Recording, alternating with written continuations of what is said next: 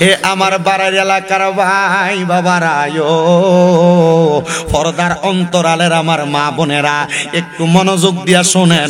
এবার ওই নেশাখোর ব্যক্তি ওই ছেলের কথা শুনে হঠাৎ করে নেশা করা সাইরা দিয়া দাঁড়ায় গেছে। নেশাখোর একটা ডাক দিয়া কয়, আল্লাহর বান্দা রে, হে আল্লাহর বান্দা, কি শুনাইলা? তুমি নাকি দেখছো তোমার আব্বাজান কবরের ভিতরে বড় কষ্টে আছে, তাহলে তুমি আমার কাছে যে এই কথাটা বললা, আমি যে এই জায়গার মধ্যে নেশা করি, এটা তুমি দেখলা কেমনে আমারে বলো। ইমাম গাজ্জালী রহমতুল্লাহ আলাইহি, জিনার পরিচয় সবাই জানে মোটামুটি, ইমাম গাজ্জালী রহমতুল্লাহ আলাইহি বলে, একদিন আমার কাছে হঠাৎ করে একজন আগন্তুক ব্যক্তি আগমন করলেন। আমি তারা জিজ্ঞাসা করলাম, তোমার তো কোনোদিন আমার কাছে আমি আসতে দেখি নাই। ইমাম গাজ্জালী রহমতুল্লাহ আলাইহি বলে, সে আমার সামনে দাঁড়ায়া দাঁড়ায়া চোখের পানি ফালায়া ফালা কান্দে।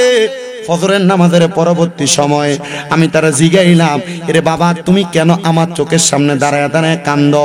কান্না করার কারণটা কি তুমি আমারে বলতে পারবা? ওই লোকটা ডাক দিয়ে কয়, হুজুর, আমি গতকালকে রাত্রবেলা একটা মারাত্মক স্বপ্ন দেখেছি, যেই স্বপ্নের কারণে আমি রাত্র অর্ধেক অবস্থায় যখন স্বপ্ন দেখছি, আর এখন পর্যন্ত আমি আর ঘুমাইতে পারি নাই। ইমাম গাজ্জালী কয়, কি বলো, অর্ধেক রাতে স্বপ্ন দেখছো? ফজরের নামাজের পরবর্তী সময় এখন আমার কাছে আসলা, তুমি ঘুমাইতে পারো নাই? কারণ কি, কি দেখছো আমার কাছে বলো। আপনার মাঝে মাঝে অনেক সময় বাজে স্বপ্ন ঘুমে দেখে না মানুষ, এবারে ঘুম থেকে লাফ দিয়ে দিয়ে ওঠে, এমন অনেক মানুষ আছে না? কেন, কারণ কি, স্বপ্নের কারণ বলুন। সে বলে, হুজুর, আমি দেখলাম আমার ঘুমের মধ্যে আমার আব্বাজান ডাকতেছে আর বলতেছে, সন্তান, আমি আব্বাজান কবরের মধ্যে বড় মারাত্মক কষ্টের ভিতরে আছি। বাবা তাকায় দেখ আমার দিকে, আমি আব্বাজানের শরীরের অবস্থা বেশি ভালো না। উনি বলেন, আমি দেখলাম আমার আব্বাজানের চুলগুলো এলোমেলো, আমার আব্বাজানের মুখের মধ্যে একবার এলোমেলো মাটি লাগা, ধুলাবালি লাগা। আমি আমার আব্বাজানকে জিজ্ঞাসা করলাম, ও বাবা, আপনার কেন এমন অবস্থা? ইন্তেকাল করার পরে মানুষ তো মারা যাওয়ার পরে হয় জান্নাতে যায়, হয় জাহান্নামে যায়, কিন্তু আপনার কেন এমন অবস্থা আপনি বলেন না? তিনি জবাব দেয়, এমন অবস্থার কারণ হইল, আমি দুনিয়াতে অনেক সম্পদ ইনকাম করেছিলাম, আমার সম্পদগুলা এখন তোমার কাছে। এ বাবা, আমার সম্পদ যে তোমার কাছে, তোমার কাছে থাকা সম্পদের মধ্য থেকে আমার কিছু অংশ জায়গা আমাদের এই দামেস্ক এলাকার একটা নদীর কিনারের মধ্যে পড়ে আছে, কিন্তু ও আব্বাজান, ওই জায়গাটার মধ্যে কোন নেশাখোর ব্যক্তি মনে হয় নেশা করতেছে। কি করে? নেশা করতেছে। আর আমার আল্লাহ তাআলা আমার জায়গার মধ্যে এমন অপকর্ম হওয়ার কারণে আমার কবরের মধ্যে বড় আযাব প্রদান করতেছে, বড় আযাব। কি বলেন বাবা? বলে, হ্যাঁ হুজুর, আপনি বলেন না আমার আব্বা জান আমার কোন জায়গায়, তো বলেন না, শুধু বলছেন নদীর পারে আমার আব্বার একটা জায়গা রাখা। ইমাম গাজ্জালী রাহমাতুল্লাহ আলাইহি বলেন, আমি অনেকভাবে চেষ্টা করলাম মুরাকাবার মাধ্যমে ওই জায়গাটা বের করার জন্য, কোন জায়গায় নদীর জায়গা। এবার ওই ছেলেটাকে বললাম, আমি তো পারি নাই, কারণ স্বপ্ন ওই ব্যক্তিকে দেখানো হয় যেই ব্যক্তির দ্বারা স্বপ্নে যাকে দেখা হয়েছে তার উপকৃত হবে, তার লাভ হবে। মানে স্বপ্ন কিন্তু সবাই দেখে না। দেখবেন যদি আপনার বাবা আপনার স্বপ্ন দেখায়, আপনার 3-4 ভাই অন্য বাইরে দেখায় না, একজনকে দেখায়, তার মানে বোঝা যায় ওই ছেলে বাবার স্বপ্ন অনুযায়ী বাবার জন্য কিছু করবে। স্বপ্ন দেখানোর কারণ আল্লামা ইবনে সিরিনের স্বপ্নের তাবিরের কিতাবে আমি দেখলাম, যখন কোনো মৃত ব্যক্তি কোনো মানুষকে স্বপ্ন দেখায়, এটার কারণ হইল মৃত ব্যক্তি কবরের মধ্যে কষ্ট থাকে, তখন তার স্বপ্ন দেখায় তার জন্য দোয়া করার জন্য। যদি কখনো মাকে, বাবাকে, দাদা দাদি কাউকে স্বপ্ন দেখেন, তখন আপনি তাদের কবরের পারে যে একটু দোয়া করবেন, অথবা নামাজ পড়ে দোয়া করবেন, অথবা কোরআন তেলাওয়াত করে দোয়া করবেন। এবার ওই ছেলেটা বলে, হুজুর, আমি দেখলাম আমার আব্বার এমন অবস্থা, এবার আমি কি করব? আমার একটা রাস্তা বাতলায় দেন না। হুজুর ইমাম গাজ্জালী বলে, এ বাবা, আমার কাছে তো রাস্তা নাই, সকল রাস্তা তৈরি করে দেয় একজন আল্লাহ। মুহাব্বতে কন্যাকে, এ বাবা, আমি তোমার একটা রাস্তা দেখাইতে পারি। আল্লাহর কোরআনুল কারীমে আমার আল্লাহ তাআলা ওয়াজ করে শোনায়া দিছে, ওয়া মিনাল লাইলি ফাতাহাজ্জাদ বিহি নাফিলাতাল লাকা আসা আইয়া বা'সাকা রাব্বুকা মাকামাম মাহমুদা। জবান খুলে উচ্চ কণ্ঠে জোরে জোরে পড়েন আল্লাহু আকবার। আল্লাহ বলছেন আপনি রাতের কিছু অংশে তাহাজ্জুদের নামাজ পড়েন, অতি সত্বর আপনার প্রশংসার জায়গা মাকামে মাহমুদ দেওয়া হবে। কিন্তু এই হাদিসে এই আয়াতে কারিমার উপর ভিত্তি করে আমার নবীজি একদিন রাত্রবেলা কান্না করেছেন। আম্মা জান আয়েশা সিদ্দিকা থেকে হাদিসটা বর্ণনা, তিনি বলেন আমি দেখলাম আমার নবীজির চোখ মুবারকটা একবারে কান্না করতে করতে ফুলে গেছে। ওই দিন নবী আমার নামাজ পড়েছেন, নামাজের রুকু সেজদা অনেক লম্বা দিয়েছেন। নামাজ শেষ করার পরে নবীকে জিজ্ঞাসা করলাম, ইয়া রাসূলুল্লাহ, ইয়া হাবিবাল্লাহ, এমন ভাবে কেন কান্না করলেন? নবী আমার ডাক দিয়ে কয়, আয়েশা, অল্প কিছুক্ষণ আগে আমি নবীর উপর একটা আয়াত নাযিল হইছে, ওই আয়াত নাযিল হইয়া আল্লাহ কইছে আমারে মাকামে মাহমুদ দিব। আমি আমার আল্লাহরে বললাম, আল্লাহ আমার উম্মতকে কি দান করবেন? আল্লাহ তাআলা আমি নবীজির দোয়াটা কবুল করছে। আয়েশা কই, ইয়া রাসূলুল্লাহ, দোয়া করছেন, আল্লাহ কবুলও করে ফেলছে আপনি বলতেছেন?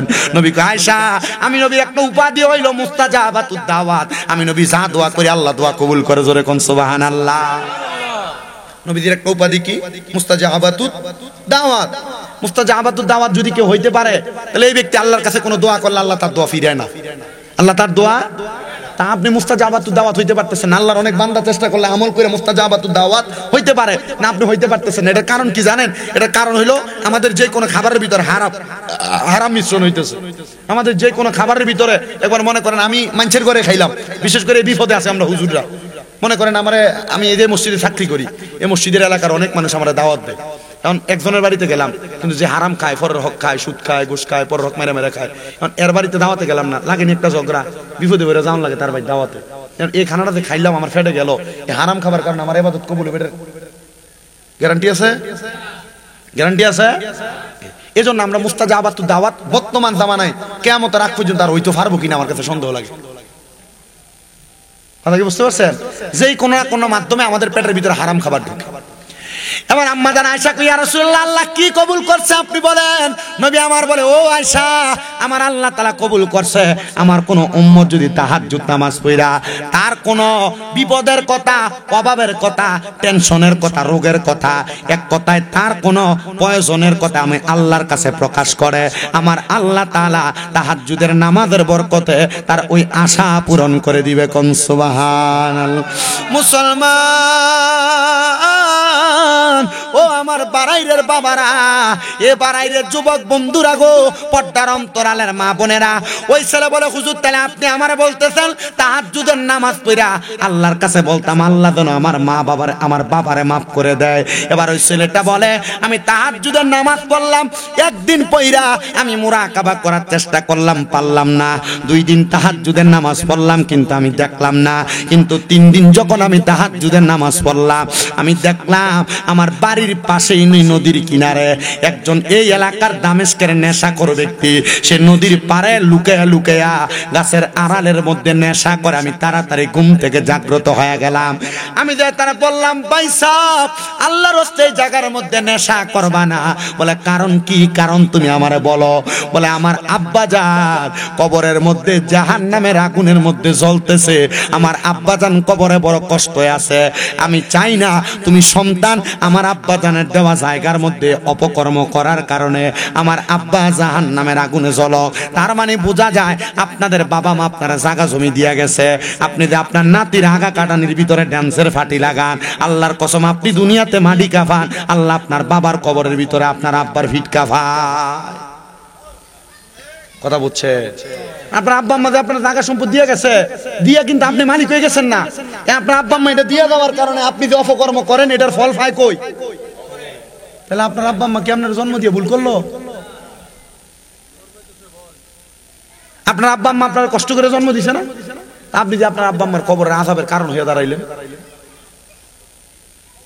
তার মানে বোঝা যায় সন্তান সন্ততিরে জায়গা জমি যে ভাগ করে দিয়েও যান, ও আর সূত্রে যে সন্তান জায়গা জমি ফায়ও, আপনি যদি অপকর্ম করেন এই জায়গা জমির উপরে, তাহলে এইটার ভোগ করে কে? আব্বা আম্মা কবরে। তো জায়গা জমি ফুটাইতে যখন দিবেন, যাওয়ার আগে আগে কয়ে দিন, পুত্রে আমি তো মরে যাবো এখন, আর এখনকার যুগে মরণের আগে ভাগ করে দিয়েন না জীবনে। আর মরণের আগে যদি কোনো মা বাপ জায়গা জমি ভাগ করে দেয়, তাহলে এই মা বাপ কিন্তু আর সন্তানের কাছে বাদ। এটা বর্তমান যুগের ধারাবাহিকতায় পাওয়া গেছে। আল্লাহ আমাদের বোঝার তৌফিক দান করুন। জোরে বলেন আমিন। সবাই একটু মুহাব্বতে দুরূদ শরীফ পড়েন। আল্লাহুম্মা সাল্লি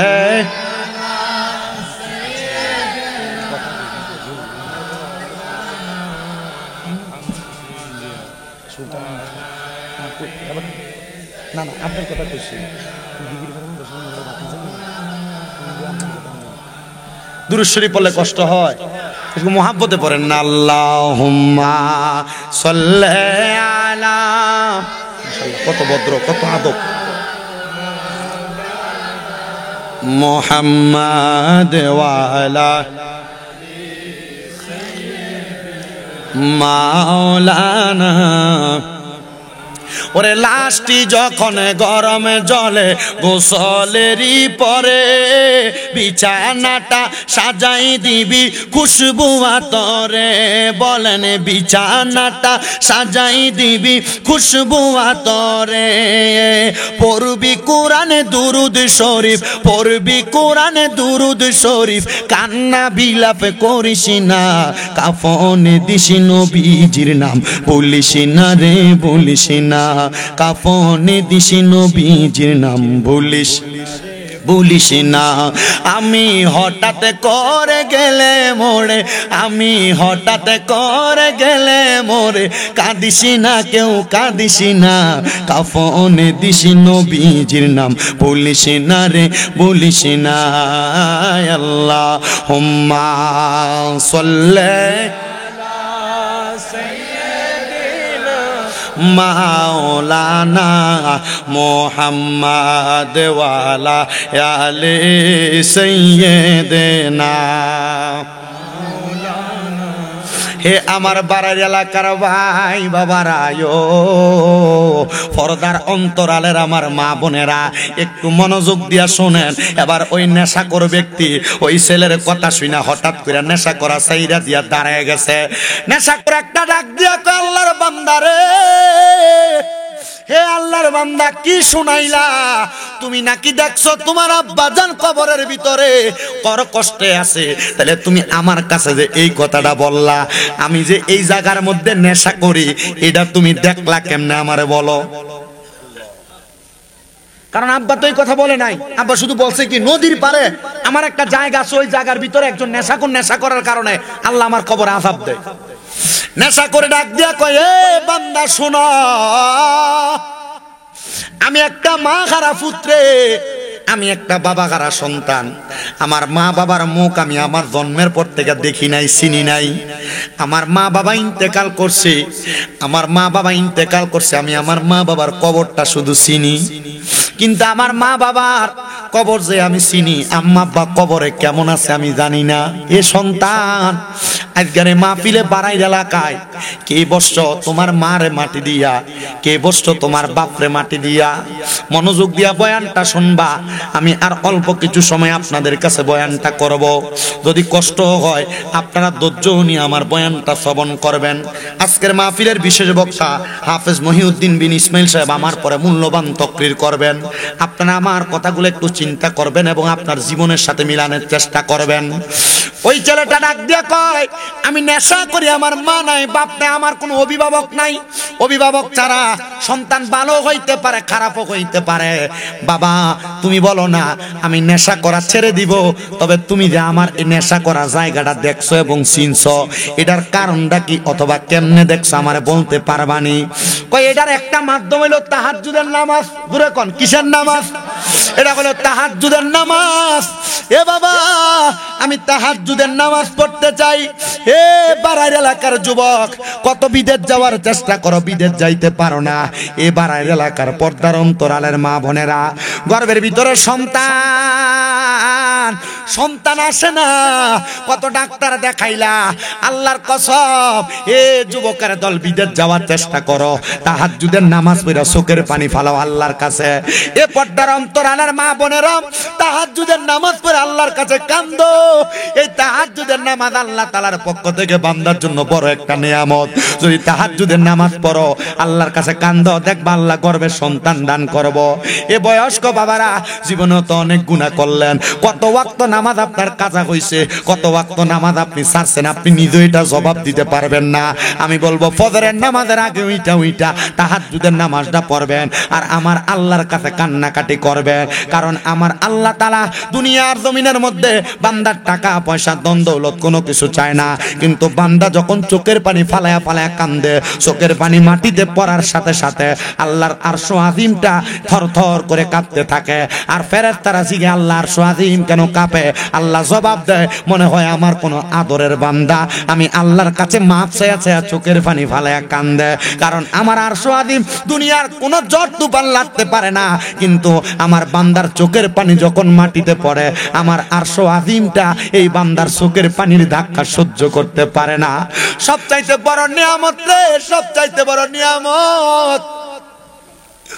ওই ছেলে কয় আমি নেশা করা ছাইরা দিলাম, আমি আবার ওনার কথা মোতাবেক 5 ওয়াক্ত নামাজও পড়লাম। আমার আল্লাহ তাআলার কাছে কান্না করতে লাগলাম, আল্লাহ মারে দেখি নাই, বাবারে আমি আমার চোখ দিয়া দেখি নাই, ও আল্লাহ আপনি আমার আম্মা আব্বারে মাফ করে দেন। সন্তান কই নেশা করা ছাড়ার পরে মা বাবার প্রতি আমার বড় একটা দরদ লাইগা গেছে।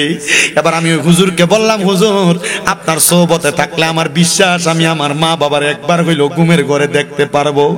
হুজুর কয় ঠিক আছে, আমার কাছে যেহেতু থাকো, তোমার বড় নেশা নামক রোগ আছে, ওই রোগ থেকে যদি তুমি মাপ পাইতে চাও, এই রোগ থেকে মাপ পাওয়ার জন্য তুমি আল্লাহ তাআলার কোরআনুল কারীম তেলাওয়াত করো।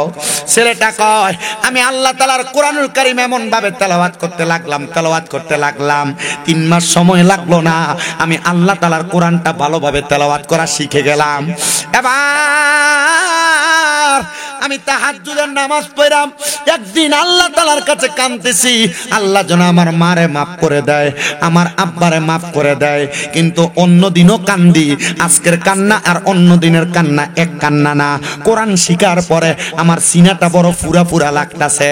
মানে দেখবেন মূর্খ মানুষ মূর্খের মতো নরমাল থাকে, কিন্তু যারা কোরআন হাদিস জানে বুঝে, এদের সিনাটা সব সময় ভরপুর থাকে, এদের কথার মধ্যে মাধুর্যতা থাকে, এদের চলাফেরার মধ্যে নম্রতা ভদ্রতা থাকে। এজন্য আপনি আপনার সন্তান, আপনি আপনার ছেলেকে, আপনি আপনার নাতি নাতকুরে কোরআন শিখাইবেন। ডাক্তার ইঞ্জিনিয়ার ম্যাজিস্ট্রেট যা বানান এটা আপনার বিষয়, তবে আগে আপনি তারে কোরআনটা শিখাইয়েন। তখন আপনার সন্তান কোরআনওয়ালা, ধার্মিক হবে, সুন্দর ব্যবহার করনেওয়ালা হবে। মনোযোগ দেন। ওই ছেলে কয় অন্য দিনের নামাজ আর কোরআন শিখার পরে নামাজ কি একরকম না আলাদা? শান্তি পাইবেন আপনি। ইমাম সাহেব সূরা পড়ে, আপনি দাঁড়ায় থাকেন। আমি এমন ইমাম সাহেব সূরা পড়ে এমন দাঁড়ায় রয়েছে দেখছি, লগে দিয়ে ফলাইন থাকলে এটা ডাক দিয়ে না, এই ইন্ডিয়া কারো লইস না, এমন বহুত নামাজি আছে না, কারণ এ কোরআন পড়তে জানে না। যদি জানতো এ ফুলারে ঠিক করার সময় তার কাছে থাকতো না। এ আল্লাহু আকবার কয়ে দাঁড়াই তোর পড়তে, আউযু বিল্লাহি মিনাশ শাইতানির রাজিম, বিসমিল্লাহির রাহমানির রাহিম, ওয়ালা তাকুনু কাল্লাযীনা নাসাল্লাহা ফাআনসাহুম আনফুসাহুম উলাইকা হুমুল ফাসিকুন। তেলাওয়াত করতো, এ মজার ভিতরে থাকতো, কিন্তু এত সময় নাই তো। আল্লাহ বুঝে দাঁড়াইছে, নামাজে কেরাত যে পড়তে হইব এটার বুঝে না। নামাজে আল্লাহু আকবার ইমাম সাহেব যে কেরাত পড়ে এটারও ফলো করে না। ইমাম সাহেব কেরাত যে পড়ছে আটকায় একায় যে 2 বার দৌড়ায় পড়ছে, হুজুর আজকে মনে কেরাত একটু লড়ছড় হয়ে গেছে। এই কথা কন না কেন? এইটার ভিতরে কান খাড়া, কিন্তু যেটা মূল এটার ভিতরে খবর নাই।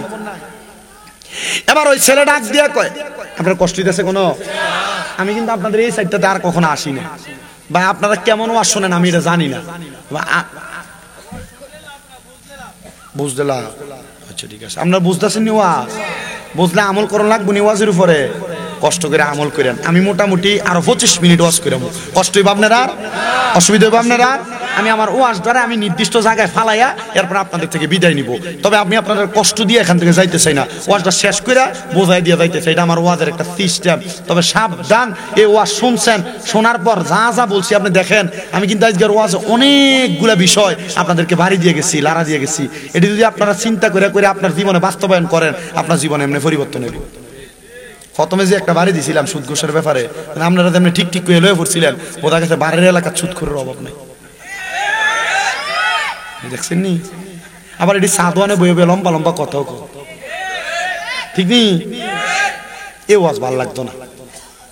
তো মূল কথায় আসেন, তাহলে কোরআন পইরা, কোরআন বুঝা, কোরআন শিক্ষা, নামাজ পড়লে এক মজা, না বুঝা পড়লে জোরে কয় না, না বুঝা পড়লে। মুসলমান ওই ছেলে কই, ওই দিন আমি নামাজ পড়ি আমার কাছে বড় মজা লাগে, ওই দিন আমি নামাজ পড়ি আমার কাছে বড় ভালো লাগে, ওই দিন আমি নামাজ পড়ি আমার কাছে বড় আরাম লাগে। আমি নামাজটা পড়া আল্লাহর কাছে আমি ইস্তেগফার পড়ি, আস্তাগফিরুল্লাহ রাব্বি মিন কুল্লি লা হাওলা ওয়ালা কুওয়াতা ইল্লা বিল্লাহিল জোরে কন্যা আল্লাহু আকবার। রাখবেন না। এই ইমানদারেরা চিন্তা করবেন, আপনি আল্লাহ তাআলার কাছে মিথ্যাবাদী হিসেবে প্রমাণিত হবেন, কারণ আপনি ইমানদার দাবি করেন, আপনি ইমানদার না। আপনার চলার খাসিয়ত, ইমানের দৌলতে আপনি ধনী না।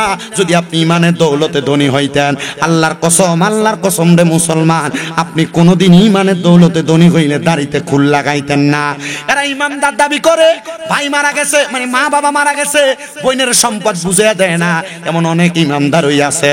এরা ইমানদার দাবি করে, 5 ওয়াক্ত নামাজ পড়ে, কিন্তু ভাই মারা যাওয়ার পরে ভাই ভাতিজাদের জমিগুলা বুঝায়া দেয় না। এরা ইমানদার দাবি করে।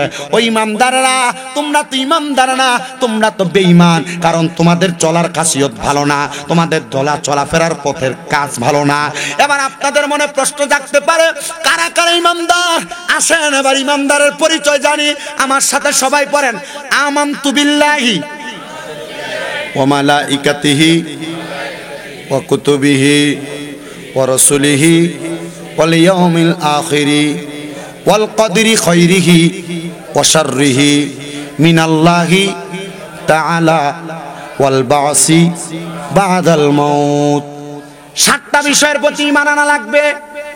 এই 7 বিষয়ে সব মুসলমান এক। 7 বিষয়ে সব মুসলমান এক। কিভাবে আল্লাহর প্রতি ঈমান আনবেন? আপনি ইমানদার দাবি করেন, আল্লাহ একজন, আল্লাহ ছাড়া কাউকে সেজদা দিবেন না, আল্লাহ ছাড়া কারোর কাছে কোনো কিছু চাইবেন না। এক কথায় আল্লাহ যা বলেছেন আল্লাহর সব আদেশকে মাইনা এক আল্লাহতে বিশ্বাস করা, এরা হলো আল্লাহর প্রতি ইমানদার। ওয়া মালাইকাতি, ফেরেশতাদের প্রতি ঈমান।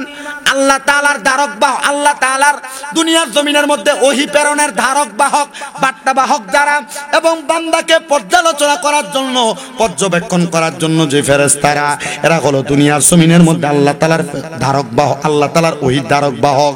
এদের প্রতি বিশ্বাস করা, আমাদের ভালো এবং মন্দের হিসাবগুলো তারা লিখে রাখেন, এই 2টা জিনিসের প্রতি বিশ্বাস রাখা। 3 নাম্বার, ওয়া কুতুবিহি, কিতাবের প্রতি বিশ্বাস করা। কোন কিতাবের প্রতি? আল্লাহ তাআলা পৃথিবী সৃষ্টির পর থেকে 104খানা কিতাব দুনিয়া জমিনের মধ্যে প্রেরণ করেছেন, কিন্তু এর মধ্যে 100টা সহিফা, 3টা কিতাব তাওরাত, জাবুর, ইনজিল, এই কিতাবগুলো আল্লাহ তাআলা বড় বড় কিতাব প্রেরণ করেছে। কিন্তু আল্লাহ তাআলা আখিরি নবী মুহাম্মদুর রাসূলুল্লাহ সাল্লাল্লাহু আলাইহি ওয়াসাল্লাম নবীজির উপরে যে কোরআন নাজিল করেছে, এই কোরআনের আইনের মাধ্যমে আল্লাহ যা আদেশ করেছে তা মানা, যা নিষেধ করেছে তা বর্জন করা, এগুলা হইল কিতাবের প্রতি ঈমান। জোরে পড়েন সুবহানাল্লাহ। তো কিতাব বলে ভালো কাজ করা, আপনি করেন মন্দ কাজ। এই লোকগুলা আপনার কাছে কি মনে হয় এগুলা জান্নাতে যাবে? আপনার কাছে মনে হয় এই লোকগুলা ইমানদার হয়ে মারা যাবে? না না না, মুসলমান মারা যাবে না। এবার আসেন 4 নাম্বার, ওয়া রাসূলিহি, বলে কেমন রাসূলকে মানবো, কোন রাসূলের প্রতি ঈমান আনবো, কোন রাসূলের প্রতি ঈমান আনবেন? আল্লাহ তাআলা কোরআনুল কারীমের মধ্যে ঘোষণা করতেছে, হুয়াল্লাযী আরসালা রাসূলাহু বিল হুদা ওয়া দীনিল হাক্কি লিইয়ুযহিরাহু আলা দ্দীনি কুল্লিহি ওয়ালাউ কারিহাল। মারহাবা কন্যা নাই, একজন দুইজনও নাই। ওয়ালাউকারিয়াল মুশরিকুন আছে, কাফিরুন আছে, 2 জায়গায় 2 কথা। একটু মনোযোগ দিবেন, এখানে মুশরিকুনদের কথা বলছেন। আল্লাহ তাআলা রাসূল আমাদের জন্য যে হেদায়েতের বাণীগুলো নিয়ে আসছেন, ওই রাসূল সাল্লাল্লাহু আলাইহি ওয়াসাল্লাম নবীজির প্রতি ঈমান আনা, ওই রাসূল আমাদের জন্য যে হেদায়েতের দাওয়াত নিয়ে আসছেন এগুলার প্রতি ঈমান আনা। কিন্তু আপনি তো ওই রাসূলের প্রতি ঈমান আনেন, নিজে দাবি করতেছেন রাসূল হেদায়েতের দিন এমন ভাবে আমাদের সিনার মধ্যে দেওয়ার কথা চিন্তা করেছেন, রাসূল দাওয়াত দিয়েছেন, কিন্তু অনেক মানুষ রাসূলের পাকের সামনে থেকে এগুলার বিরোধিতা করেছেন। এজন্য আমার আল্লাহ তাআলা এদেরকে বলছেন এরা যে ফু দিয়া নিভিয়ে দিতে চায় বি আফওয়াহিহিম, আল্লাহ তাআলার বান্দারা যে ফু দিয়া নিভিয়ে দিতে চায়, আল্লাহ কয় এরা কেউ না, এরা মুশরিক। তার মানে বোঝা যায় রাসূলের প্রতি যদি ঈমান না আনে তাকে আমার আল্লাহ তাআলা মুশরিকের সাথে তুলনা করছে। তো এই যে সূরা বাইয়ানার আয়াতটা তেলাওয়াত করছিলাম, তিন প্রকারের ব্যক্তি জাহান্নামে যাবে। কোন জাহান্নামে? যারা খারাপ মানুষ, এক নাম্বার কাফের, দুই নাম্বার আহলে কিতাব, তিন নাম্বার মুশরিক, এরা জাহান্নামে যাবে। সাহাবায়ে কেরাম জিজ্ঞাসা করছিল ইয়া রাসূলুল্লাহ কয়দিন থাকবো জাহান্নামে? নবী কয় খালিদিনা ফিহা আবাদা। এই খালিদিনা ফিহা হইলে ঠিক আছিল, খালিদিনা ফিহা হইলো মোটামুটি ঠিক আছিল। খালিদিনা ফিহা, তারা জাহান্নামের ভিতরে চিরস্থায়ী বাসিন্দা, তবে একটা সময় তাদেরকে মাফ করা হইতো। কিন্তু আমার আল্লাহ তাআলা একটা শব্দ যোগ করে দিছে আবাদা। এটা কেন দিছে জানেন? এটা যোগ করে দিয়ে আল্লাহ কয় বান্দা জাহান্নামে যাইবো, এরা কখনো এর থেকে বের হবে না। নাউজুবিল্লাহ জোরে। আমার মুসলমান ইমানদাররা গভীর মনোযোগ দিয়ে বয়ানটা শ্রবণ করেন। এবার রাসূলের প্রতি ঈমান ও রাসূলিহি ওয়াল ইয়াউমিল আখিরি, এবার নবী আমার শিক্ষা দেয় আখিরাতের প্রতি বিশ্বাস করা। আখিরাতের প্রতি কি বিশ্বাস করবেন? আপনি যে দুনিয়ার জমিনে ভালো কাজ করলেন, খারাপ কাজ করলেন, আপনার কবরের জিন্দেগি যখন শুরু হয়ে যাবে, ওই কবরের জিন্দেগির মধ্যে আপনার সওয়ালের জবাবের পরে আপনাকে আল্লাহর কাছে আপনার হায়াতে জিন্দেগির সামালক হওয়ার পরবর্তী সময় থেকে ইন্তেকালের 1 সেকেন্ড আগ পর্যন্ত আপনি কি কি কাজগুলা করেছেন, প্রত্যেকটা কাজের জবাব আপনি যেই জায়গায় দিবেন সেই জায়গার নাম আখিরাত। ওই আখিরাতের মধ্যে আপনি আপনার সকল কাজের জবাব দেওয়া লাগবে। ইয়া রাসূলুল্লাহ নবী গো, আর কোন বিষয়ের কথা আপনি বললেন? এবার আমার নবী রহমতের নবী ঘোষণা করতেছে ওয়াল ইয়াউমিল আখির ওয়াল কদরি খায়রিহি ওয়া শাররিহি। ও মুসলমান, ও নবীর উম্মতের দল, আপনাদের এলাকার মধ্যে লাখ টাকার মালিক আছে, আপনাদের এলাকার মধ্যে আবার গরিব মানুষও আছে, আছে না? একটা মানুষ আছে দৈনিক রিকশা চালায়া 300-400 টাকা কামাই করে। আবার এমন অনেক মানুষ আছে দৈনিক 1 ঘন্টাতে 2-3,000, 4,000, 5,000 টাকা কামাই করে। এবার অনেক মানুষ যারা 300-400 টাকা ইনকাম করে, সে আফসোস করে আল্লাহ আপনি যদি আমার 3-4,000 টাকা দৈনিক কামাই দিতেন, তাহলে আমার মাসে 3,000 করে হইলে 1 মাসের ভিতরে আমার 90,000 টাকা হইতো।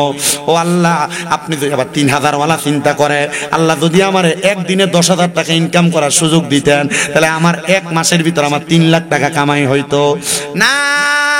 ওয়াল কদরি খায়রিহি ওয়া শাররিহি, এটার প্রতি যদি কারোর ঈমান থাকে তাইলে তার মুখ দিয়া কোনোদিন এই কথা বের হবে না। বলে হুজুর কারণ কি? আল্লাহ আপনার তকদিরে 300 টাকা রাখছে বিদায় আপনার 300 টাকা দৈনিক ইনকাম করায়। 300 টাকার ভার আপনি নিতে পারবেন বিদায় আল্লাহ তাআলা আপনারে দিয়ে 300 টাকা ইনকাম করায়। আল্লাহ তাআলা আপনাকে 3,000 টাকা, আপনি এটার ভার সহ্য করতে পারবেন বিদায় আপনার 3,000 টাকা ইনকাম করায়। এজন্য যখন যা কামাই করেন বলবেন আলহামদুলিল্লাহ, যখন যা পান বলবেন আলহামদুলিল্লাহ। বলে হুজুর বুঝলাম, তাহলে আলহামদুলিল্লাহ কেন বলতাম? আল্লাহ কি বলছে? আল্লাহ কয় লা ইউকাল্লিফুল্লাহু নাফসান ইল্লা উসাহা। আল্লাহ কয় বান্দা আমি আল্লাহ কারোর সাধ্যের বাহিরে কোনো কিছু চাপাইয়া দেই না। আপনি যা বহন করতে পারবেন আপনারে তা বহন করাইছেন আল্লাহ, আপনি যা পারবেন না আপনারে তা দেয় নাই।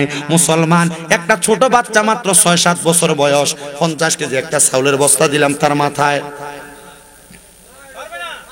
পারবনি? এই বাচ্চাটা চাইলে 2-3 কেজি 2 কেজি নিবে, বেশির থেকে বেশি কষ্ট 6 বছর। এই বাচ্চাটা 3 কেজি মাথার মধ্যে নিবে, কিন্তু বাচ্চাটা তো 50 কেজির বস্তা আলগি দিতে পারবে না, তোলা দিতে পারবে না। আল্লাহ কয় ও বান্দা, এই সম্পদের ব্যাপারে বলো, দুনিয়াতে বিলাসিতার ব্যাপারে বলো, তুমি যা বহন করতে পারবা আমি তোমারে তাই দান করলাম। তুমি কিন্তু বান্দা আমি আল্লাহ শুকরিয়া আদায় করো না। এই জন্য আশেক বলে শুকরিয়া শুকরিয়া শুকরিয়া জানাই, তুমি কত বড় মহান আল্লাহ, দয়ার সীমা নাই। তুমি কত বড় মহান আল্লাহ, দয়ার সীমা নাই। বলেন শুকরিয়া শুকরিয়া শুকরিয়া জানাই, তুমি কত বড় মহান আল্লাহ, দয়ার সীমা নাই। তুমি কত বড় দয়ার সীমা নাই। তুমি পাহাড় ভাঙ্গা সাগরে করো, সাগরে বইরা নগরে করো, পাহাড় ভাঙ্গা সাগরে করো, সাগরে বইরা নগরে করো। ধনীরে গরিবি বানাও, ফকিরকে বাদশাহ। বলেন ধনীরে গরিবি বানাও, ফকিরকে বাদশাহ। শুকরিয়া শুকরিয়া শুকরিয়া জানাই, তুমি কত বড় মহান আল্লাহ, দয়ার সীমা নাই।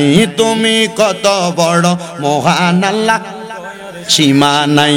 আল্লাহ তোমার দয়ার নাই পারাপার, ও মহান আল্লাহ পরওয়ার তোমার দয়ার নাই পারাপার, ও মহান আল্লাহ পরওয়ার দয়া ভরা তামাম জাহান যেদিকে তাকাই। শুকরিয়া শুকরিয়া শুকরিয়া জানাই, তুমি কত বড় মহান আল্লাহ, দয়ার সীমা নাই।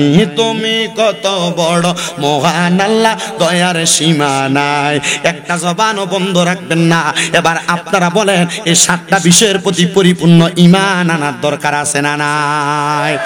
এবার আসেন মনোযোগ দিয়ে বয়ানের ধারাবাহিকতা বোঝেন। তো আমার বয়ান যে জায়গায় ছিল, আল্লাহ কোরআন নাযিল করছে মুমিনের জন্য কি হিসাবে? রোগ মুক্তির মাধ্যমের জন্য। কথা কয় না, রোগ মুক্তির মাধ্যম হিসাবে ও আল্লাহ কেন নাযিল করলেন, তাইলে আমরা বুঝতে পারলাম। এবার এই আয়াতে কারিমা রাসূলে পাক সাল্লাল্লাহু আলাইহি সাল্লাম তো সাহাবায়ে কেরামকে দিয়া বুঝাইছেন। এবার আসেন যারা সলে বান্দা তাদেরকে দিয়া কেমনে বোঝায়? আল্লাহ তাআলার একজন খাস বান্দা। আমি ইস্তেগফার বললাম, এবার গভীর রাতে আমার মার কথা আমার মনে হইছে, আমার আব্বার কথা আমার মনে হইছে। ওরে সন্তানেরা, এখন তোমার মার কথা মনে হয় না, এখন তোমার আব্বার কথা মনে হয় না, কিন্তু রাত্রবেলা বিছনার ভিতরে বালিশে মাথাটা লাগাইলে তোমার চোখের পানি বায়া বায়া পড়ে। কারণ ঘরে গেলে আম্মার পুরান কাপড়টার দিকে চাইলে চোখের পানি পড়ে, আব্বার পুরান লুঙ্গিটার দিকে চাইলে চোখের পানি পড়ে, আব্বা যেই প্লেটটার মধ্যে ভাত খাইতো ওই প্লেটটার দিকে চাইলে চোখের পানি বায়া বায়া পড়ে। সন্তান, ও সন্তানের দল, ওই বান্দা কয় আমি আমার আম্মার কথা চিন্তা করতে কান্না করতে করতে আমি আমার নামাজের মুসল্লার ভিতরে ঘুমায় গেছি। এমন টাইমে দেখলাম,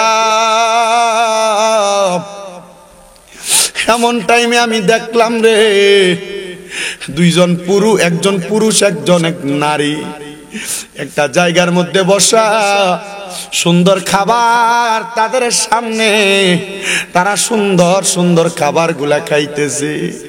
আমি জিজ্ঞাসা, আপনারা কারা গো? উনারা মাথা তুলা ডাক দিয়া কয়, আমরাই তো তুমি সন্তানের মা এবং বাবা।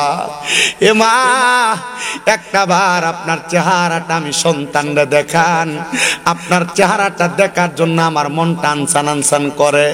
কারণ একজন মা একজন বাবা, এই দুইটা হুমা জান্নাতুকা হুমা নারুকা। একটা ছেলের জান্নাত এবং জাহান্নাম তার মা বাবা। যদি ভালোভাবে দুনিয়াতে রাখতে পারে তার জন্য তার মা বাবা জান্নাত, যদি খারাপ ভাবে মন্দ ভাবে রাখে তাইলে তার মা বাবা তার জাহান্নামী হওয়ার কারণ। এ সন্তান কান্দে আর কয়, আমি আমার আম্মা জানের কাছে বারবার বারবার কান্না করতে লাগলাম, হে আম্মা, আল্লাহ তাআলা যে আপনারা জান্নাত দিল, আপনার আব্বা আমার আব্বার জান্নাত দিল, কারণটাকে আপনি একটা বার বলেন না। আমার মা আমার আব্বা কয়, আমরা তো জান্নাতি ছিলাম না রে, জান্নাতি ছিলাম না। আজকে অনেক দিন হয়ে যায় আমার আল্লাহ তাআলা আমরা জান্নাত দিছে। আমরা আমার আল্লাহর রহমতের ফেরেশতারা বললাম, এই ফেরেশতারা আমাদেরকে জান্নাত দেওয়ার কারণটা কি তোমরা আমারে বলবানি? ফেরেশতারা জবাব দিছে, আপনাদের সন্তান নেশাগ্রস্ত ছিল, কিন্তু সন্তান নেশা চাইরা অপকর্ম চাইরা আল্লাহর কোরআন পইরা নামাজ পইরা আপনি মার জন্য আপনি বাবার জন্য দোয়া করছে, আর এই জন্য আপনি মা বাবার কবরটারে জান্নাত বানিয়ে দেওয়া হয়েছে। মা বাবার খুশি হয়ে গেছে। এ সন্তান, আমরা জান্নাতে যাওয়ার কারণ হইলা তুমি। ও সন্তান, আপনি নামাজও পড়েন না, মা বাবার জন্য দোয়া করেন না, আর আমার আল্লাহ তাআলা ওই সন্তানের নামাজের বরকতে মা বাপরে জান্নাতি বানাইছে। আরে নামাজ পড়ে মা বাবার জন্য দোয়া করবা দূরের কথা, বাড়ার এলাকার মধ্যে এমন অনেক সন্তান আছে যারা বাইরে বাইরে ঝগড়া করে মা বাপকে খাবার দেয় না, ভাইয়ে ভাইয়ে ঝগড়া করে মা বাপরে আলাদা করে দিছে, জুদা করে দিছে। এমন অনেক সন্তান আছে বউয়ের সঙ্গে মায়ের ঝগড়া হওয়ার কারণে মা বাপরে আলাদা করে দিছে, মা বাপ জুদা ভাত খায়, এক সপ্তাহ ওই ঘরের খায়, আরেক সপ্তাহ ওই ঘরে খায়, আরেক সপ্তাহ ওই ঘরে খায়। কেমনে রে সন্তান ওই আম্মা আব্বার মনে কষ্ট দিয়া ভাত না দিয়া দুনিয়াতে বাইসা রইছ? জানোনি আমার নবীর হাদিস থেকে একজন আশেক লিখতেছে, বাবাকে তোমরা কাবা জানিও, মদিনা জানিও, মাকে যদি গো তারা বেঁচে থাকে। মাহফিলের যিনি পরিচালক, ওয়ারেন্ট অফিসার অবসরপ্রাপ্ত সুলতান আহমেদ দুলাল সাহেব কই আসেনি? বেড়া উনি বলছেন না, ফোনে কে যেন বলছে, হুজুর এই গজলটা একটু গায়েন, এই গজলটা গাইলে আমার কাছে ভাল লাগে। এজন্য আশেক বলতেছে, বাবাকে তোমরা কাবা জানিও, মদিনা জানিও, মাকে যদি গো তারা বেঁচে থাকে। নবী বলেন, আমি সেবি নাই, সেবিতে পারি নাই, আমি সেবি নাই, সেবিতে পারি নাই, সেবিও আমার উম্মত, সেবিও আমার উম্মত। বাবার মুখেতে মায়ের মুখেতে যে তুলে দিবে খানা, রাজি থাকে রাব্বানা, রাজি থাকে রাব্বানা। সন্তান কেমনে রে ওই মা বাপরে জুদা করলা? বুইলা গেছো তোমার আম্মা ঘরের মধ্যে 3 টুকরা মাছ রান্না করলে, আব্বা আব্বার মাছের টুকরাটা খাইতো, তুমি তোমার মাছের টুকরাটা খাইতা। মা দুপুর বেলা জলদি দিয়া ভাত খাইতো, রাত্রবেলা তার ফুতে মজা করে ভাত খাইবো, মা এই জন্য মাছের টুকরাটা তুইলা রাখতো। এ সন্তান, আজকে তুমি পুতের ঘরে ওই মার খানা নাই, মাসিরা জামা কাপড় পরতো রে, কাপড় রাস্তার মধ্যে 5-10 টাকা বাইন্দা রাখতো, তুমি পুত্র স্কুল মাদ্রাসায় যাইতে দিত, পান্তা ভাত গুলা মা খাইতো না। আমার ফুতে রোদে দিয়াইলে পান্তা ভাত খাইলে আমার ফুতের কলজাটা ঠান্ডা কইব, মা পান্তা ভাত রাইকা দিত। তোমার আব্বা যে জুতা পরতো, জুতার তলা কয় হয়ে যাইতো, আব্বা নতুন কোন জুতা কিনা পড়তো না, কিন্তু তুমি সন্তান রে নতুন জুতা কিনাই না রাত্রে দিলে, ওই জুতা পায়ে দিয়া খাটের উপরই দৌড়াদৌড়ি করতা, বই লাগেছে ওই কষ্টের কথা। আব্বা ঈদের দিনে নতুন জামা কাপড় কিনে না, পুরান পাঞ্জাবিটারে ধুইয়া পুরান লুঙ্গিটা পরে আব্বা ঈদের নামাজ পড়বার লেগে যায়। ও আব্বা, আপনি দি নতুন জামা কাপড় পরেন না? আব্বা কইতে, এখন কি আর আমার নতুন জামা কাপড় পরুন না, বয়স আসেনি? অভাবের কথা আব্বা কইতো না, আব্বার টাকাটা দিয়া দে তুমি ফুতের জামা কাপড় কিনা দিতে, এই কথাটা বলতো না।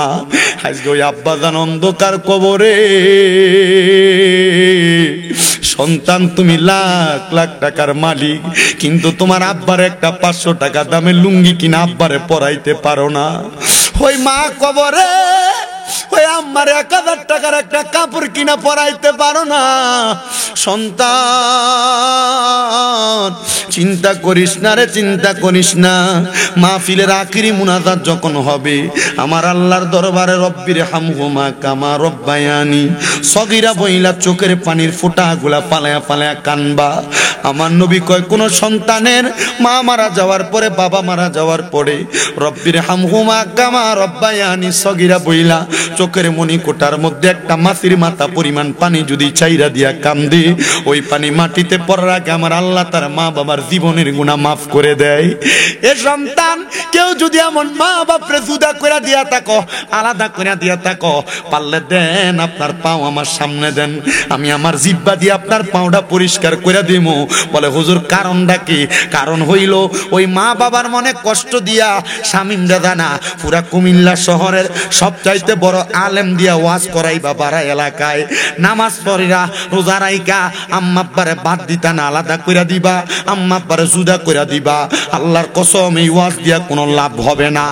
ওয়াদা করো, কেউ যদি ওই মা বাবার মনে কষ্ট দিয়া থাকো, আম্মা আব্বারে জুদা কইরা দিয়া থাকো, এখান থেকে বাড়িতে যে আম্মা আব্বার পা গুলাতে ধরবা, ধরে কইবা মা ও আব্বা আল্লাহর রাস্তায় আপনার কাছে মাপ চাই। কেউ যদি কোনোদিন আম্মা আব্বারে ধমক দিয়া থাকো 10 20 100 টাকার জন্য, আম্মা আব্বার পাটির মধ্যে ধরে কইবা মা আমারে মাফ কইরা দেন, আব্বা আমারে মাফ কইরা দেন। আল্লাহর নবী কয় রিদার রব্বি ফি রিদাল ওয়ালিদাইন, ওই মা বাবার খুশিতে আমি আল্লাহ খুশি হয়ে যাই, সন্তুষ্ট হয়ে যাই। সাকাতুর রব্বি ফি সাকাতিল ওয়ালিদাইন, ওই আম্মা আব্বার অসন্তুষ্টিতে আমি আল্লাহ সন্তুষ্ট হয়ে যাই। এ সন্তান টাকা পয়সা কামাই করো, শান্তি নেই, আব্বা আম্মার কদমের মধ্যে পড়া যাইবা। দেখবা রে আমার আল্লাহ এত বরকত দিছে, এত বরকত দিছে, এত বরকত দিছে। আমার আল্লাহ তাআলার অসংখ্য বরকতের কারণে তুমি দুনিয়াতে বড় হয়ে গেছো। ওই মা বাবার পায়ে ধরলে সন্তানের দাম কমে না, ওই মা বাবার পায়ে ধরলে সন্তানের ইজ্জত কমে না। এই আজকের মাহফিলটা কবুল হবে কি হবে না, আমার ভাই হাফেজ আবুল কালাম সাহেব এটার গ্যারান্টি দিবি কিনা আমি জানি না, তবে আমি একটা গ্যারান্টি দেই, আগামীকালকে যদি দেখো বাড়ার এলাকার দোকানে বৈশা কোনো বয়স্ক বেড়া কয় হ্যাঁ শামীম দাদার ওয়াজটা শুনে আমার ভূতের আটকা দেয়, আমার পায়ে ধরে মাপ চাইছে, কোনো মা কেউ কাউরে কয় হ্যাঁ শামীম দাদার ওয়াজটা শুনে আমার ভূতে বাড়িতে আমি মায়ের পাটা ধরে মাপ চাইছে, কিন্তু আমার ভূতে কোনোদিন আমার লগে কোনো অন্যায় করছে না। এ সন্তান অন্যায় করো আর না করো, আম্মা আব্বার পায়ে ধরলে সন্তানের দাম কমে না, সন্তানের ইজ্জত কমে না। আম্মা আব্বার কদমের তলে জান্নাত, আম্মা আব্বার কদমের তলে জান্নাত। আল্লাহর দোহাই লাগে আম্মা আব্বার কদম তার মধ্যে দূরে দূরে মাপ চাইবা। কিন্তু অনেকে তো চিন্তা করে হুজুর যাদের বাড়িতে আব্বা আছে তারা বাড়িতে যাইয়া আব্বার পায়ে ধরে মাপ চাইবো, আমার আব্বা নাই আমি কার পায়ে ধরে মাপ চামু? এ সন্তানের দলেরা, ওই আব্বা বুঝি কবরে, আব্বার জন্য বুঝি তোমার পরাণটা কান্দে, ওই আব্বার জন্য বুঝি তোমার রুহুটা কান্দে। হে সন্তান, ওই আব্বার কবরের আযাব আমার আল্লাহ মাফ কইরা দিব যদি তুমি আব্বার জন্য মনটা খুইলা দোয়া করো। এ সন্তান অনেকে চিন্তা করে হুজুর যাদের বাড়িতে মা আছে তারা বাড়িতে মার পায়ে ধরে মাপ চাইবো, হুজুর আমার তো মা নাই আমি কার পায়ে ধরে মাপ চামু? সন্তান ওই আম্মা আব্বার পায়ে ধরার সুযোগ তোমার নাই। চিন্তা করো শীতের দিন যে আসছে, এই শীতের দিনে তোমার মা নিজে না খেয়া খাবার গুলা বাইরা তুমি ফুতের জন্য বইয়া থাকতো, আজকে তোমার মা কবরে, তোমার স্ত্রী তার মতো করে খানা বাইরা দিয়া নিজের মতো করে ঘুমায়, মা কোনো বালা খানা খাইতো না রে, সন্তান তোমার জন্য রাইকা দিত, আজকে ওই মা কবরে, আজকে ওই বাবাটা কবরে। আল্লাহ যাদের এমন মা বাবা কবরে, আম্মা আব্বার কবর জান্নাতের বাগান বানিয়ে দাও। কত সন্তান মার জন্য কান্দে, কত সন্তান বাবার জন্য কান্দে, পর্দার অন্তরালে কত মা বোনের আজকে মা বাবারা এতিম। আমার আল্লাহর কাছে শুধু ওই আম্মা আব্বার জন্য দোয়া করবা, দোয়া করবা, দোয়া করবা। শোনো নবী রহমতের নবী ঘোষণা করতেছে, একটা মাছ সমুদ্রের ভিতরে কোন মানুষ যদি হাসুর কাটে বাঁচার জন্য হঠাৎ করে একটা নৌকা আইসা ওই ব্যক্তিরে বাঁচাইলে ওই সমুদ্রে পড়ানেওয়ালা ব্যক্তি যেমন খুশি হইয়া যায়, মা বাপের জন্য সন্তান দোয়া করলে মা বাপ তার চাইতে বেশি খুশি হইয়া যায়। যখনই মা বাপের কথা মনে হইব রাব্বির হামহুমা কামা রব্বায়ানি সগীরা বইলা দোয়া করবা। ওরে ভালোবাসি তোমায় বাবা, বুকটা যে যায় ছিঁড়ে, তোমার কথা হৃদয় মাঝে পড়ছে বারে বারে। বাবা তুমি কেমন আছো ছোট মাটির ঘরে, তোমার কথা হৃদয় মাঝে পড়ছে বারে বারে। বাবা গো ও বাবা, বাবা গো বাবা। এ যুবক, হে মুরব্বী বাবারা, এমন আব্বা আম্মার সাথে অন্যায় করে থাকলে আব্বা আম্মার কাছে যে আজকে পায়ে ধরে মাপ চাইবা। এমন মার সাথে অন্যায় করলে আজকে যে আমার কাছে পায়ে ধরে মাপ চাইবা। মাপ চাইলে আমার আল্লাহ তাআলা তোমারে মাফ করব, মা বাবা তোমারে মাফ করব। মা বাপ মাফ না করলে আমার আল্লাহ তোমারে মাফ করতো না। ওরে 3.5 হাত গর্তে ফেলে কেমন করে আইলা চলে তোমার বাড়ি আইতে দেরি হইলে যেই মা ঘুমাইতো না ওই কবর দেশে মায়ের পাশে একটু রইলি না কেমন আছেন মা জননী কেমন আছেন বাবা মনি একবার তো খবর পাইলি না ওই মা বাবার মনে কষ্ট দিয়া দুনিয়াতে বাইচা থাইকা একটু তো শান্তি পাবি না রে কবর দেশের খবর লইলি না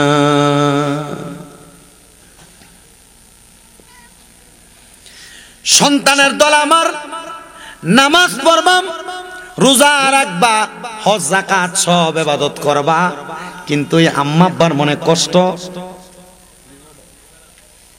যদি দেও ওই নামাজ রোজা সব শেষ যদি জুদা করো নামাজ রোজা সব শেষ তার স্ত্রী যদি মারা যায় স্ত্রী যদি চইরা যায় আরেকটা বউ পাওয়া যাবে কিন্তু মা বাপ মারা গেলে মা বাপের মতো আর একজনও পাওয়া যাবে না এজন্য সবার কাছে আমার করজোড়ে আবদার মা বাবার মতো রত্নটা বাইসা থাকতে এখন থেকে যত্ন করেন ওই আম্মা আব্বা চাইলে আপনি দুনিয়াতে অনেক কিছু পাইবেন বলে হুজুর কেন কেন কেন কারণটা কি বলেন না এটার কারণ হইল আমার দিকে তাকাইলে আপনি বুঝতে পারবেন আমি আমার আব্বা জানলে আমি কত কইছি আব্বা দুনিয়াতে সন্তানেরা আব্বা আম্মার ঋণ যদি পরিশোধ করে ও আব্বা আপনি কি আমারে বলবেন নি আব্বা আম্মার ঋণ যে পরিশোধ করে মনে করেন বাপে ঋণ করছে 3-4 ফুট 1 ফুটে যদি ঋণটা দেয় তাহলে বাপ মা এই ফুটের সম্পদরা কি করে একটু বেশি দেয় না ফুটে দে তো ঋণ দিছে আমি একদিন আমার আব্বারে দিয়ে গেলাম আমি যে দিলাম আমার লাভ কি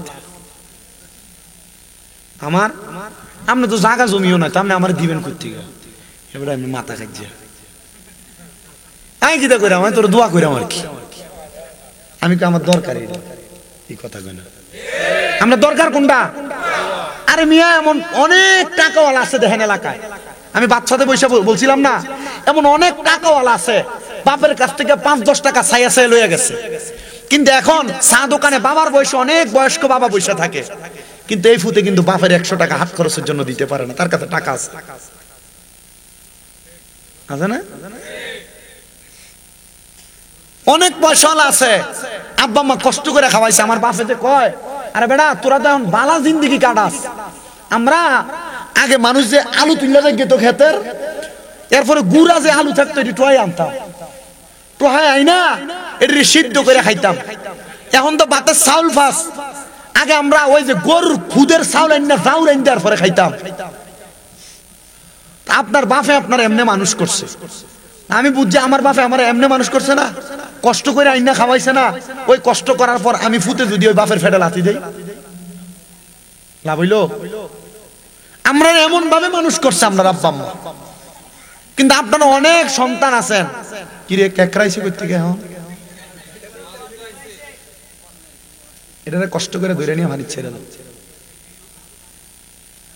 হচ্ছে এটা আবার জুতা দিয়ে মারে হ্যাঁ তার কেটে দিন কাগজ দিয়ে ধরেন না কেরকা ধরনের সিস্টেম আছে না রাত্রির ধরেন এতে পারবো এদের আঙ্গুল ধরনের নিয়ম বোঝেন না পারদর্শী ধরস না